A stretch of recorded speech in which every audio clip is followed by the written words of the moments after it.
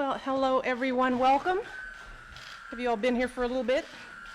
It's good to have you. Welcome to the White House, and thank you all for your outstanding work every day on behalf of our children.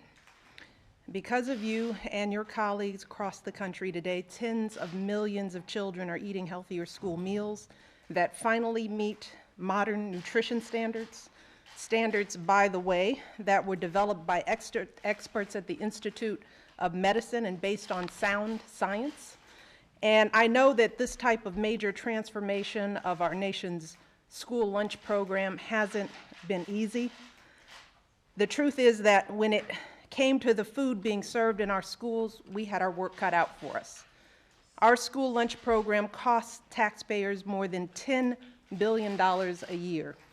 And before these new standards, a lot of that money was spent on meals that had more than the recommended amounts of salt, sugar, and fat, meals that weren't meeting basic nutrition guidelines. But today, thanks to the hard work of school chefs, food service workers across the country, 90% of schools are now meeting modern nutrition standards. It's a good thing. And the USDA is working to provide greater flexibility and more assistance to help the remaining schools catch up. So today, kids across America are eating more fruits and vegetables. Let's hear it for that.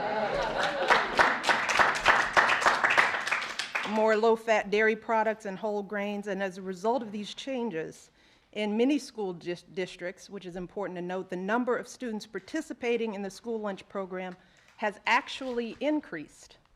And today, more importantly, parents across the country finally have some peace of mind about what their kids are eating during the school day.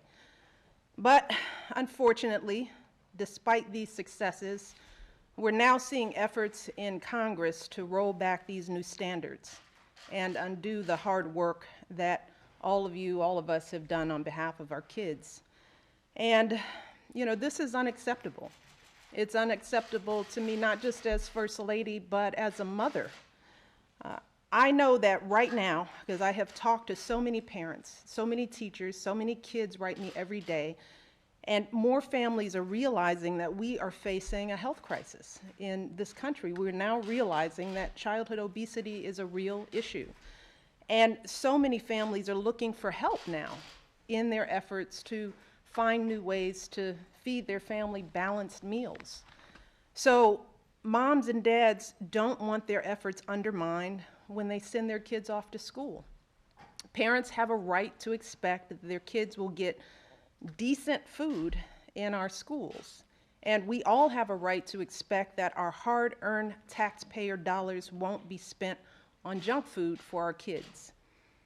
And the stakes, you know, just couldn't be higher on this issue, because 1 in 3 children in this country are still overweight or obese, and 1 in 3 are on track to develop diabetes in their lifetime. Those are real statistics. And we currently spend $190 billion a year treating obesity-related conditions. And just imagine what those numbers are going to look like in 10 or 20 years if we don't start working on this problem now, if we don't solve it today. So the last thing that we can afford to do right now is play politics with our kids' health, especially when we're finally starting to see some progress on this issue. We're starting to move the curve on this. And folks like all of you have worked so hard to meet these new standards, and now is not the time to roll back everything that we have worked for. Our kids deserve so much better than that. They really do. And as parents, there is nothing that we would not do for our kids. There is nothing, not a thing. We always put our kids' interests first. We wake up every morning and we go to bed every night thinking and worrying about the health and well-being of our kids. I know I do that with my kids, and I do it with every kid in this country. And we make decisions about our kids' health. We want those decisions to be guided by doctors and nutritionists. We want decisions that rely on the best information based on sound science. And that's what we expect from our leaders in Washington as well. So it is up to us to hold them accountable. It's up to us to let them know that we're going to follow what's going on here in Washington. And we expect them to act based on our children's best interest. And I know this work isn't easy. Transforming the health of an entire generation is no small task. But we have to be willing to fight the hard fight now. This is what I tell myself. In 10 or 20 years, I don't want to look back with regret and think that we gave up on our kids because we felt like this thing was too hard or too expensive. We owe our kids way more than that.